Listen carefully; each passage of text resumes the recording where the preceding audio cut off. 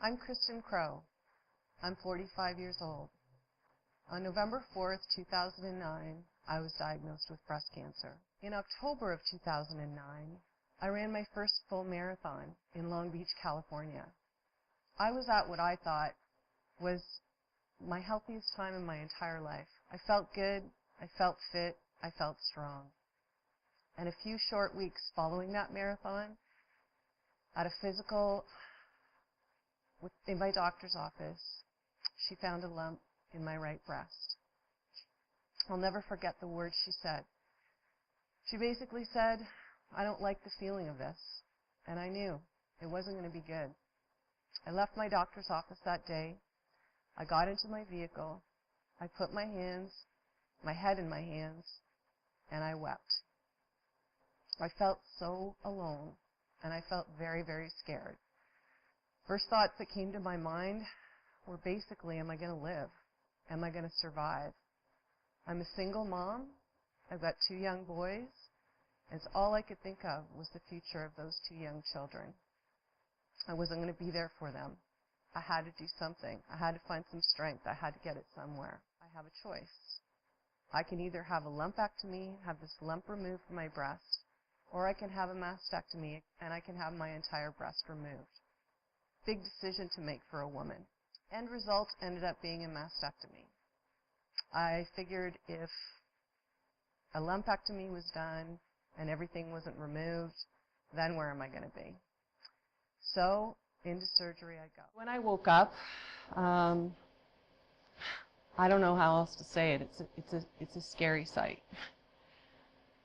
You have an entire breast removed. I don't know, breasts for a woman are part of who we are. Unfortunately, maybe that's a good thing, maybe it's not. But when you wake up and you start to look at what your body looks like now, particularly in my situation where I was feeling very healthy and very fit and very good about my physique at the time, and now I've got my entire right breast removed and I've got a scar from the middle of my chest to under my armpit, basically. And you feel kind of like a Frankenstein. I don't really know how else to say it. It's ugly. It doesn't feel good. Are you feeling sexy? I don't think so.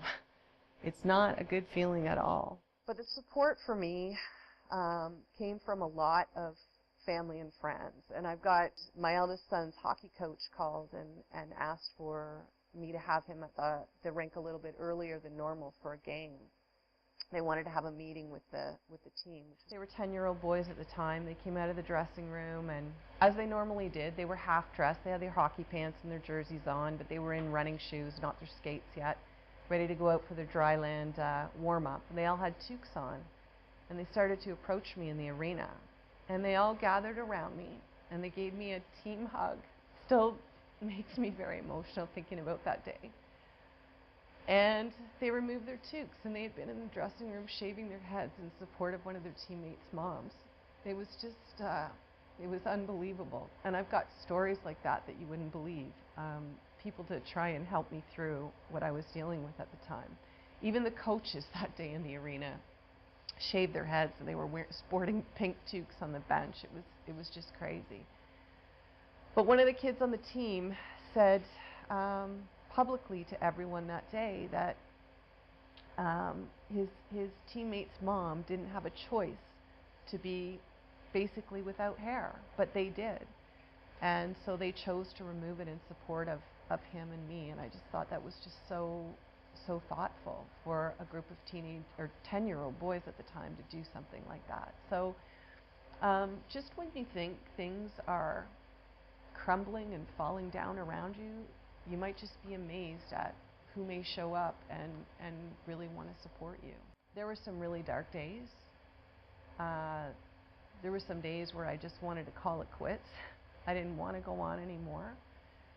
For me, it was those 2 young boys, and I don't think they even realize the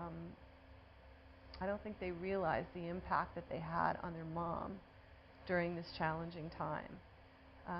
Back to the early days of my diagnosis, I was determined to not let what was happening in my world change anything in their world. And as a result of that, I think that really gave me the strength to carry on each and every day. They had to get out of bed every morning. They still had to go to school. They still had friends that they wanted to play with. They still had hockey that they wanted to participate in. And why should any of that stop for two young boys just because their mom's dealing with cancer?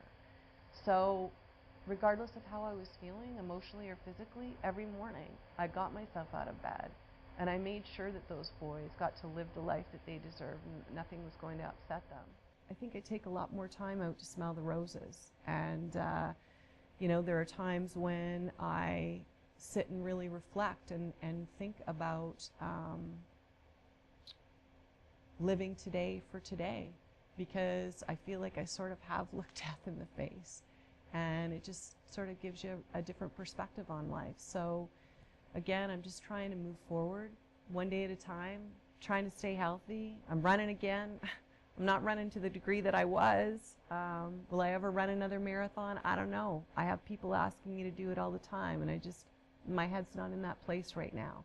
I'm just trying to stay healthy, trying to stay happy, and live each day to the fullest.